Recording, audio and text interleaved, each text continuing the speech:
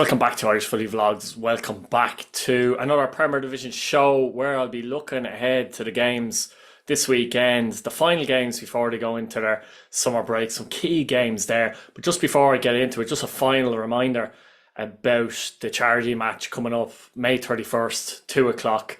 Drogheda United's home ground, Sullivan and Lamb Park. It'll be the Drogheda United Ultras taking on Drogheda United Supporters Group. Some brilliant players playing in this. Dave Webster, Adam Foley, only retired after a cup win last season, so I'll be playing as well. I'll be playing against them, which is a serious concern, by the way. Ryan McAvoy, Stephen Meaney, former players, of course, and Grant Gartland will also be taking part in this game. Tickets are €5. I'll put the link in the comments and I'll put the link in the description. I think we've raised something like 7,000 so far. It's unbelievable. So thanks very much. Anybody who's put money into this is fantastic. As I said before, there's a raffle. Sullivan and Lamb have a €5,000 voucher available, and there's so many prizes. It must be about 20 raffle prizes, by the way. So buy a ticket, give yourself a chance to win one of those prizes. All the money goes to the Women's and Children's Refuge Centre in Drogheda and Save Our Sons and Daughters charity also in Drogheda. Two massive charities that really require the money. If you want to just send a donation instead of buying tickets as well, I'll put my Revolut there in the you'll see that on screen as well, actually, as well. So you can do that as well. I think that's everything there. So let's get into the video. First up, we've got Bohemians and Derry City at Dalymount Park. And Bohemians both teams will be looking to hit back after they were beaten in their last games. Michael Duffy has a sensational record against Bohemians, by the way. I think he scored, in fact, I'm sure he scored 10 goals in his last 15 appearances against the Gypsies, which is some record. He'll need some mind, and probably hasn't hit the form in the last couple of weeks that he's had prior, to be honest, which is interesting because Derry's form has improved overall. But in the last couple of games, I would say Duffy's been fairly quiet, to be fair. Danny Mullen scored in the last game for Derry City, and I know they've rotated the strikers. Houben is back as well. They've Boyce, they even have young Sean Patton. But Mullen, for me, has been their best striker this season, to be fair. All round, to be honest. I think he has to start this game. Let me know what you think in the comments if you're a Derry City fan. What's your opinion on that, actually? Whereas Bows, they played well against Drogheda, really lacked a bit of killer instinct, maybe. Maybe they lacked that a little bit. Colin Whelan's done well at times. Obviously, Mousset is, he's in and out, really. He wasn't on the bench last week, to be fair, so you can't rely on him either, can you? Sometimes Clark plays as a false nine. But some of the players are playing really, really well at the moment, and they'd be buoyed the fact that Lee Kavanagh signed a new contract till 2027. I do think he's struck up a good partnership with Sean Gretton, who likely they're going to lose in the summer, to be honest. Keane Byrne could be coming back to them, though. So it might be a case of they'll have Keane Byrne, Cornwall, and Kavanagh there. But Kavanagh's done well with Gretton. He's still only 21, Kavanagh. I think he's grown into it a little bit, to be fair to him, too. But I think Dawson Devoy is a player that's playing really well at the moment for Bohemians, like really, really well. Watching a lot of games, he's controlling an awful lot of their games, and there's so many midfield players, but it feels like he's their most important one, even over Tierney, who I like a lot, and Tierney's very good in a different way. He's good at pressing, harassing the defence, getting into the box, into goal scoring positions. But Devoy can control a game, and when he's at his best, he's really good. There's not too many players in the league that can control a game from a midfield position, and he is certainly one of them. And he's on top form at the moment, and his general creativity, his general controlling the tempo of the game for Bohemians is massive at the moment. He's creating chances, as I said, too. Everything's going through him at the moment. So he's going to be a vital player in this game. It is a really interesting game because both teams will be looking to hit back with a win. Bulls haven't drawn this season, so they haven't. They're going to draw at some point. 9 wins, 8 defeats. This game is interesting. Derry City are third. Only ahead of Bulls in goal difference, by the way. to be honest, by a goal as well. Probably a game Derry City feel they can't afford to lose. The midfield battle again will be important. Winchester and Adam O'Reilly are vital to Derry City too. Winchester's actually made the most tackles out of any player so far this season as well. I'm going to go for a draw here. Bows have to draw at some point, don't they? Bohemians won, Derry City won. Now, Turner's Cross, Cork City take on Shelburn, and it's an interesting game. One thing that's notable about Cork City, let me know if you're a Cork City fan, what you think about this, but it seems from the start of the season that crowds have tumbled a little bit, to be honest. I was looking at it there compared to some other clubs. It's really gone down, and at the start of the season they were getting crowds of about 5,000 roughly, to be fair. Generally it's gone down to around the 3,000 mark. Now there's still good crowds, but let me know what you think. Is it simply results? I suppose Cork City, the expectations were probably to stay up, so I'm a little bit surprised it seems to have tailed off a bit. Sean Maguire's back. Daniels has done well, I have to say, since he's come in. He has done well for Cork City, to be fair. But like Sligo Rovers, I think they, at the back, they don't look great, do they? To be fair, they don't. They look disorganised at the back. They're not quite at it there. They've missed a lot of key players. I know they have, to be fair, and I've said it before. But you know, at the start of the season, in particular, their home record was absolutely brilliant. So they feel like they need to get back to that, Cork City, get back to creating a good home record, get a good atmosphere in Turner's Cross, because when the atmosphere's on at Turner's Cross, it's one of the best in the country. So I think that's critical for them. It is looking at the moment that, and I've said this in the previous show, I think that whoever wins the summer window between Cork City and Sligo Rovers will stay up. I think that's going to be key. When I say stay up, finish ninth. But it's a big game for Cork City going into this one now, and they'll hope to. They've enough firepower to cause Shelburn problems, particularly, you know, Paddy Barrett has been out and Temple has been out, for example. They haven't had those options. So, and they're leaking goals, Shelburn, to be fair. For Shelburn, they're leaking goals, particularly of late. They even conceded 2 in that win against Sligo Rovers. But they'll want to get bounce into this game, Shelburn, and pick up 2 wins in a row, 2 wins in a bounce. They're very much in this European race. Are they out of the title race? I think it's more a case of I don't see them winning the title. But I'll probably say that about any other club. They're in the same boat, bar Shamrock Rovers. So, but they'll be looking to Damien Duff, be looking for him to kick on a little bit now in this game. And no doubt John Martin starts again. You can't score a hat-trick and be dropped to the bench, can you?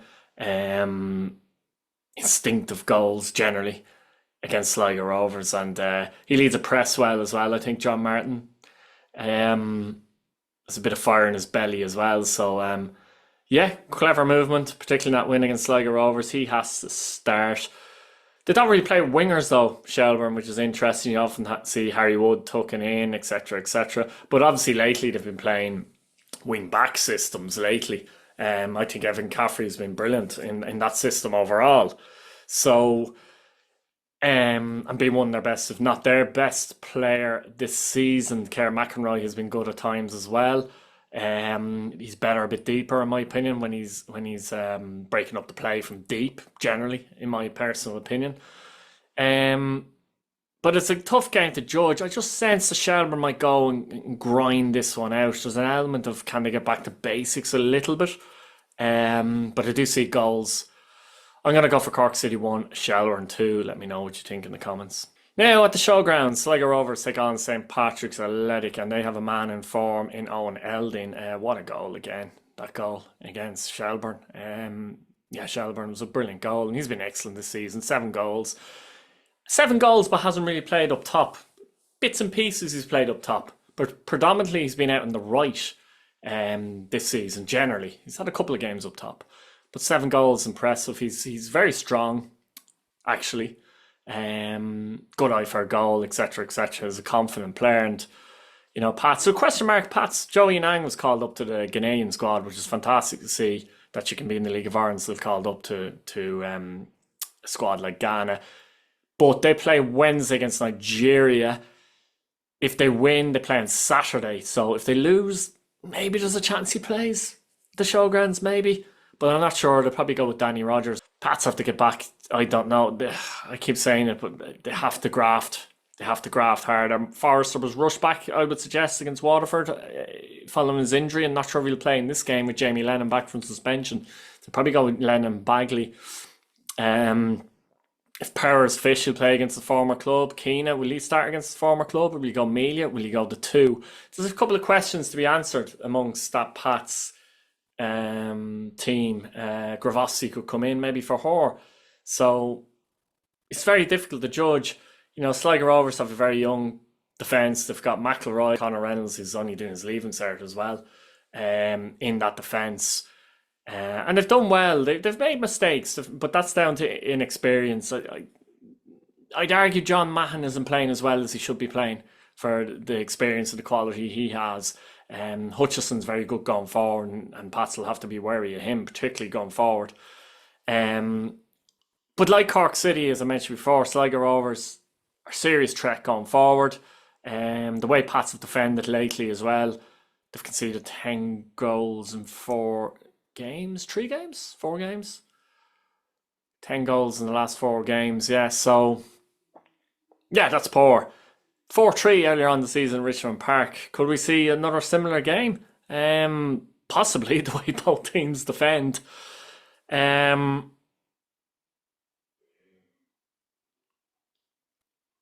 I think Sligo Rovers will get something in this game, and I'll be shocked if there isn't goals in this game. I'm going to go for a draw, but a scoring draw. Sligo Rovers 2, St Patrick's Athletic 2. Let me know what you think in the comments. Now, at the RC, very interesting games. Waterford FC take on Drogheda United. And Waterford, we're on that great run, but they're still on that run, in my opinion. They were beating home the Shamrock Rovers, who are in top form at the moment, and didn't play too badly in the game. They were the better side at Richmond Park in the 2-2 draw away to St Patrick's Athletic. And still not a bad point, though. Pats, even with their issues at the moment, they're unbeaten at home. So still a decent point, but they were the better side, so they can bring that confidence into this game against Drogheda United, I think.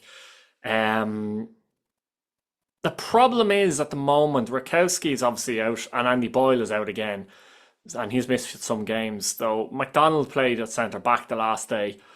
Can they do that over the course of a few weeks, and get away with it, if you like? They still conceded 2 against Pats, didn't they, to be fair? So that'll be an issue for them, I think. Drogheda will defend deep and try and frustrate and hit them on the counter-attack. So they will. And, Darren Markey is back. I expect him to start in this game.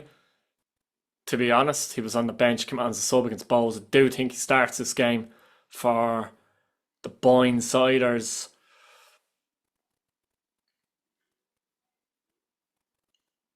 It's a difficult one to judge. I have a sense that the Blues might win this at home. Just have a sense. Hammond and Lonergan have been doing well as a partnership lately. Hammond, we know how good he is, and he's unbelievable in the air. Drogheda usually defend their box very well, but Hammond can find spaces anywhere and cause any defence problems. It wouldn't surprise me, though, if Drogheda go and win this either, to be fair.